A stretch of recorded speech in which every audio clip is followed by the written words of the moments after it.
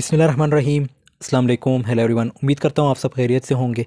आज जो हमारा टॉपिक है that's from research methodology, research process steps के रिसर्च में रिसर्च प्रोसेस स्टेप्स कौन कौन से हैं। सो ये आज की वीडियो में हम देखेंगे। तो टाइम वेस्ट के बगैर let's get started.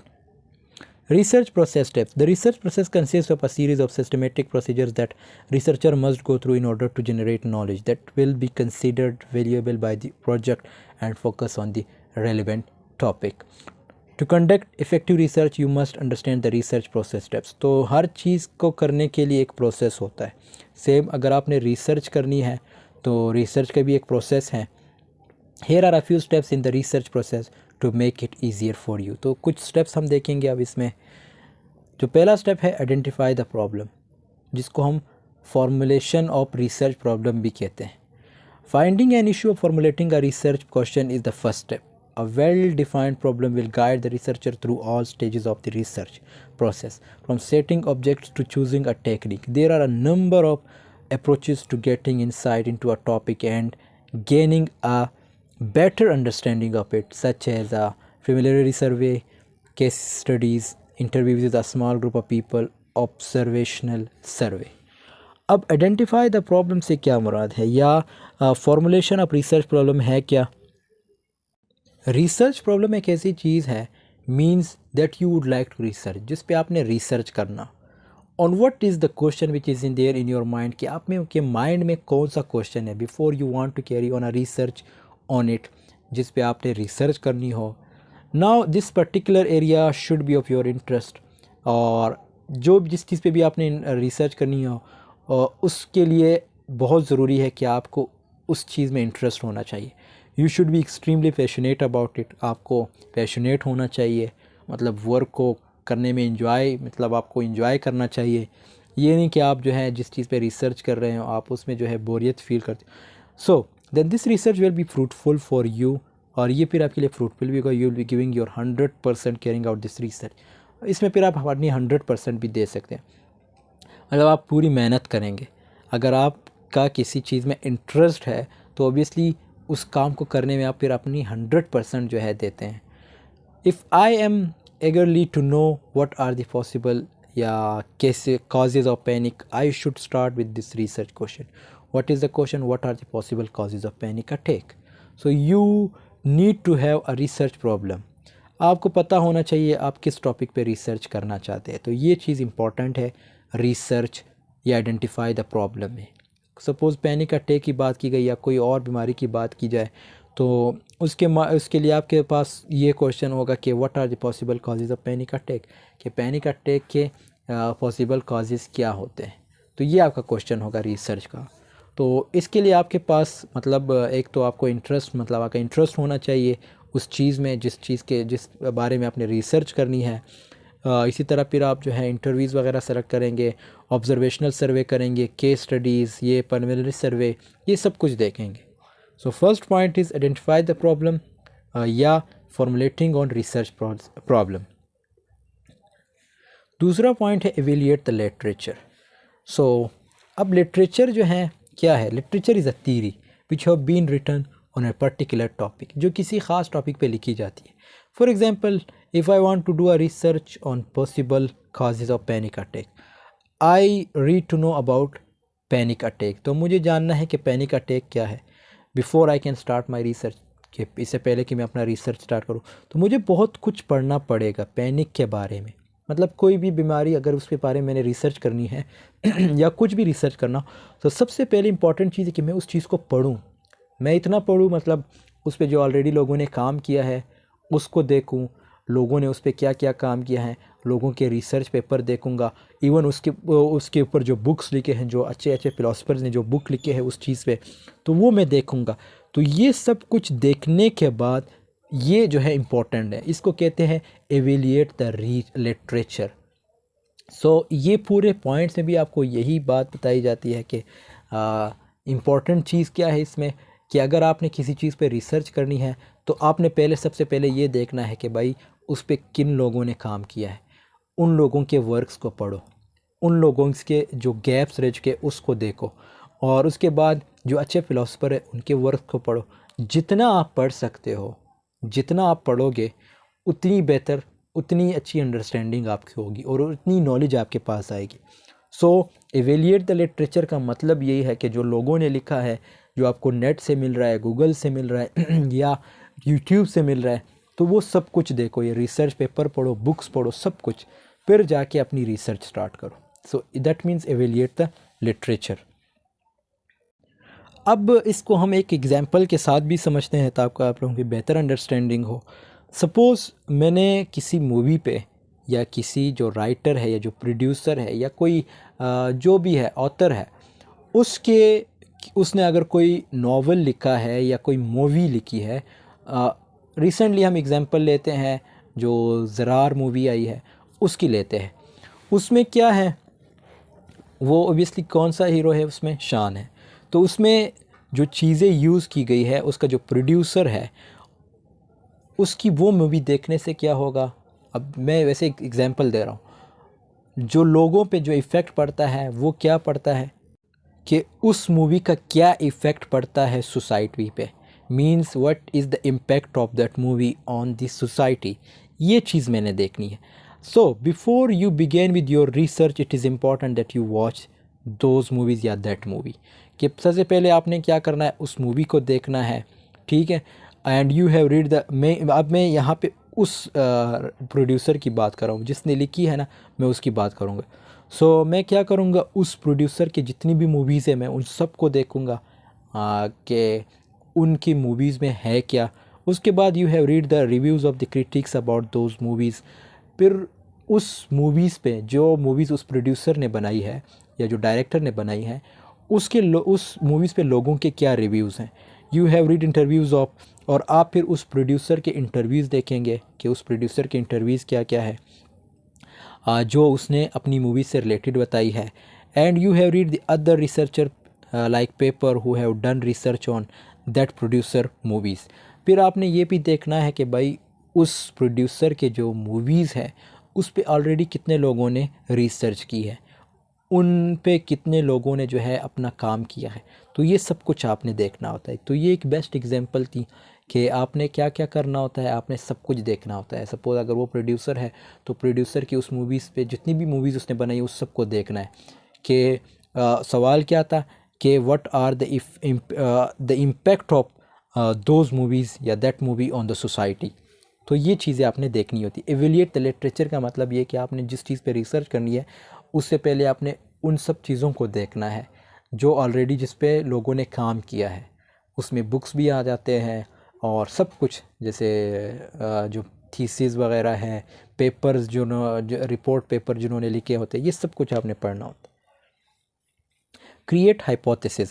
Like formulating an original hypothesis, the next logical step after narrowing down the research topic and defining it. A belief solves logical relationships between variables. In order to establish a hypothesis, a researcher must have a certain amount of expertise in the field. So hypothesis, suppose अगर मैं कोई भी question develop कर रहा हूँ, मैं किसी भी टॉपिक पे रिसर्च कर रहा हूँ, तो मेरे दिमाग में फ्री कंसीड रिज़ल्ट होगा।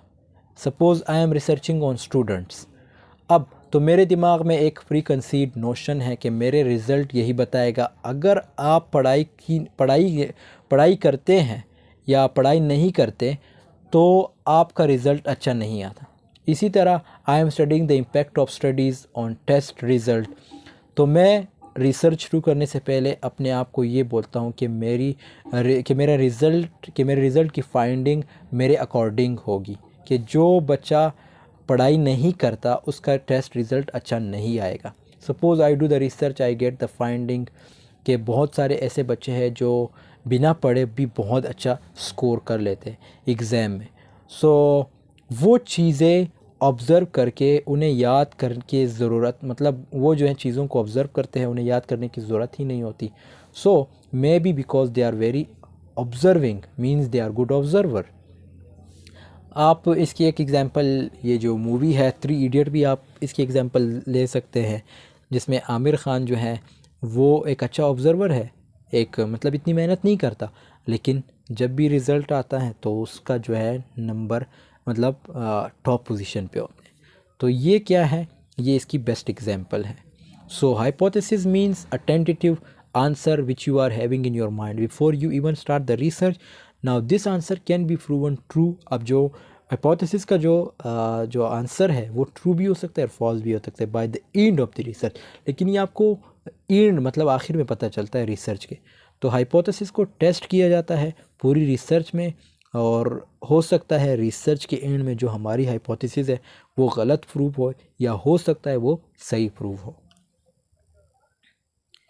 फिर उसके बाद द रिसर्च डिज़ाइन, जिसको हम फॉर्मिंग रिसर्च डिज़ाइन भी कहते हैं। Research design is the plan for achieving objects and answering research questions. It outlines how to get the relevant information. Its goal is to design research, to test hypotheses, address the research questions, and prove decision making insights. The research design aims to minimize the time, money, and effort required to acquire meaningful evidence. This plan fits into 4 categories like exploration and surveys, experiment, data analysis, observation. So जैसे हमने research design करना होता है वो कैसे? Research design is the method of conducting research. Research design जो है मतलब रिसर्च को कंडक्ट करने का। आप रिसर्च कैसे करेंगे, ये मेथड्स को रिसर्च डिज़ाइन मींस बोलते हैं। अब स्ट्रेटजीज़ क्या होगी आपके रिसर्च करने की? सो यहाँ पे I will give you 2 examples of research, you will understand how the different research design is used. पहला जो स्टेप है वो है कि the first research I want to do a research on जो खलीलुर रहमान की जो ड्रामे हैं उन पे मैं करना चाहता हूँ, उनका इम्पैक्ट, उनका जो मतलब इफ़ेक्ट है वो पाकिस्तानी आवाम पे कैसा है, तो मैं ये रिसर्च करूँगा। और दूसरा रिसर्च मेरा क्या होगा कि मैं किसी जो है मतलब the second type of research if I want to do how a particular product can enhance the chemical reaction, means ये लैब से related. Now in second case we will do research in lab experiments research. अब दूसरे case में क्या है, तो obviously मुझे lab जाना होगा, वहाँ पे रिसर्च करनी होगी जिसमें मैं एक केमिकल मिक्सचर में डिफरेंट कंपाउंड्स डाल के देखूँगा। उसके बाद then I will see what reaction is taking place, कि क्या रिएक्शन जो है वो ले रहा है। इसी तरह जो खलीलुर रहमान की ड्रामे हैं उनके रिसर्च के लिए मैं पार्टिसिपेंट्स को मुझे देखना होगा कि मतलब मुझे लेबॉर्ट्री तो जाने की ज़रूरत नहीं है। अब जो खलील रहमान के ड्रामे को उस पर अगर रिसर्च मैंने करनी हो, उसका जो इफ़ेक्ट है लोगों पे वो देखना हो, तो मुझे ऑब्वियसली लेबॉर्ट्री जाने की ज़रूरत तो नहीं है। मैं उनको ऑब्ज़र्व करूँगा, मैं लोगों को ऑब्ज़र्व करूँगा। जब भी मैं कोई जब भी कोई ड्रामा चल रहा होगा तो मैं क्या करूँगा, वहाँ जो आवाम बैठेगी उन लोगों के रिएक्शंस को देखूँगा, फिर मैं अपने रिसर्च को डेवलप करूँगा। Means so different research design will be used in different researches, जिसमें देखो ऑब्जर्वेशन भी है, डेटा एनालिसिस, एक्सपेरिमेंट्स, ये सब कुछ है। एक्सपेरिमेंट आप ओबियसली साइंस से रिलेटेड है, लेकिन जैसे मैंने एग्जांपल दी खलील रहमान के ड्रामे की, तो मैं क्या करूँगा, ऑब्जर्वेशन करूँगा, उसमें डेटा एनालिसिस होगा। फिर पांचवा टाइप है हमारे पास describe population. Research productively look at a specific group of people facilities. इसमें पॉपुलेशन की बात की गई, और पॉपुलेशन में हमेशा याद रखना, रिसर्च में पॉपुलेशन का मतलब सिर्फ आबादी नहीं, रिसर्च में पॉपुलेशन का मतलब सब कुछ होता है। मींस अब इसमें हमारे पास जो आता है पॉपुलेशन में, वो लोग, वो चीज़ें, वो ऑब्जेक्ट्स जिन पे हमने स्टडी करनी है, उन सारे जो है उनको पॉपुलेशन कहते हैं। मसलन किसी कॉलेज में किसी स्टूडेंट्स के मार्क्स मालूम करना चाहते हैं, तो आप कहते हैं ये सारे जो कॉलेज के स्टूडेंट्स हो जाएंगे, ये आपकी क्या है, पॉपुलेशन हो जाएगी। मींस पॉपुलेशन ज़्यादा होती है, और पॉपुलेशन ये लिविंग, नॉन लिविंग सब कुछ होता है रिसर्च में। मींस कोई ऑब्जेक्ट हो सकते हैं, कोई ऑर्गेनिजम्स हो सकते हैं, कोई स्पीशीज़ हो सकते हैं, ये सब क्या है, पॉपुलेशन में आते हैं। So population I think it's too easy.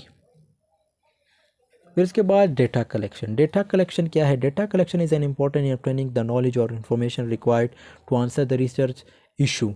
Every research collected data either from the literature or the people being studied. Data must be collected from the 2 categories of research. तो डेटा ऑब्वियसली, डेटा कलेक्शन के लिए आपको लोगों के पास, हम research करते हैं लोगों पे, ये चीज़ों पे रिसर्च तभी वैलिडिटी होती है जब वो बहुत सारे लोगों पे की गई हो। एक बंदे पे रिसर्च करके आप जनरलाइज नहीं कर सकते, लेकिन अगर आप एक ख़ास ग्रुप पे रिसर्च करते हैं then you can generalise it to the public. मैं अगर 400 बंदों पे रिसर्च कर रहा हूँ, so I am checking the impact of stress on the day of the job. Means like I can generalize the result on the entire population. It means like on all people. आप लोगों का data collect करके आप उनको जमा करते हो, फिर उसके बाद जो स्टेप आता है वो है डेटा एनालिसिस का। आपने डेटा कलेक्शन किया, फिर उसके बाद बाय यूजिंग डिफरेंट टूल्स जैसे इंटरव्यूज़, क्वेश्चंस वगैरह, रेटिंग स्केल, स्टैंडर्डाइज्ड टेस्ट, और उन डेटा की बेस पे तो आप उनकी एनालाइज करोगे। उस डेटा को क्या कहते हैं, यही डेटा कलेक्शन है। डेटा जो है कलेक्ट करने के बाद, फिर डेटा जब कलेक्ट करने के बाद जब आप उस डेटा को जो है सिस्टमेटिकली ऑर्गेनाइज सिस्टमेटिकली करते हो या सिस्टमेटिकली ऑर्गेनाइज करते हैं और एनालाइज करते हैं, तो ये डेटा एनालिसिस में आता है। और डेटा कलेक्शन से मुराद आप जो इंटरव्यूज़ वगैरह लेते हैं, जो क्वेश्चंस वगैरह करते हैं लोगों से, उससे जो आपको इन्फॉर्मेशन मिलती है, ये क्या है, ये डेटा कलेक्शन। फिर ये और एक्सप्लेनेशन है इसमें, जैसे लाइब्रेरी वगैरह ये सब कुछ आ जाते हैं, रिपोर्ट्स, और इसी तरह observation, interviews, questionnaires, experiments. Data analysis भी उसी को, जैसे मैंने बताया कि कलेक्ट करने के बाद जब आप उस डेटा को सिस्टमेटिकली ऑर्गेनाइज करते हैं और एनालाइज करते हैं, तो ये क्या है, ये डेटा एनालिसिस। ये डेटा एनालिसिस में आता है, डेटा को आपने एनालाइज करना होता है। फिर उसके बाद हमारे पास जो लास्ट स्टेप है वो है the report writing. After completing these steps the researcher must prepare a report detailing his findings. The report must be carefully composed with the following method, जिसमें layout है, introduction है, इसी तरह summary of findings, principal report, conclusions। अब इसको समझते हैं। जैसे कंक्लूजन इसमें भी आ जाता है। जैसे जब आप एनालाइज करते हो डेटा को, on the basis of the analysis you draw a conclusion. This is when you test your hypothesis। जिस hypothesis को लेके आप चल रहे होते हैं, क्या वो ट्रू है? हो सकता है आपको एक नई चीज़ मिले। रिसर्च करने के बाद पता चले आपने जो सोचा था, जो मिलना चाहिए रिसर्च के बाद, जो रिज़ल्ट आना चाहिए, वो तो आया ही नहीं, कुछ अलग ही रिज़ल्ट आ गया। फिर इसमें जैसे रिपोर्ट मेकिंग क्या होता है, finally you are telling to the world. इसमें क्या होता है कि आप दुनिया को बता रहे थे कि आपने रिसर्च कर दी और उसका क्या कंक्लूजन आया है उस रिसर्च का। अगर आपने कभी थीसिस लिखी है, आपने कभी कोई पेपर जो प्रेजेंट किया है, तो ये पेपर प्रेजेंट और थीसिस जो है रिपोर्ट मेकिंग में आते हैं। और रिपोर्ट फाइंडिंग जिस भी मीन्स आप सिंपल कह सकते हैं, by writing the thesis you are actually telling your conclusion to the entire world. So thesis जो है जो आप लिख रहे होते हो, तो ये क्या है, ये कंक्लूजन है किस चीज़ की, मतलब जो आप कर रहे हो, जो किसी सब्जेक्ट पे आप थीसिस लिख रहे हो, तो ये जो रिज़ल्ट आता है, तो ये रिज़ल्ट फिर आप पूरी दुनिया को बताते हो, तो ये रिपोर्ट मेकिंग में भी आ जाता है, रिपोर्ट राइटिंग में आ जाता है। सो this was all about today's, जिसमें हमने सब कुछ डिस्कस किया, जो रिपोर्ट जो प्रोसेस होता है रिसर्च को करने में, जो स्टेप्स मौजूद होते हैं हमारे पास, 8 से 9 स्टेप्स है इसमें। So this was all about today's. I hope this video has been helpful for you. Thanks for watching. Video पसंद आई तो ज़रूर लाइक, कमेंट, शेयर कीजिएगा। मिलते हैं नेक्स्ट वीडियो में, तब तक के लिए अल्लाह हाफ़िज़। Take care of yourself.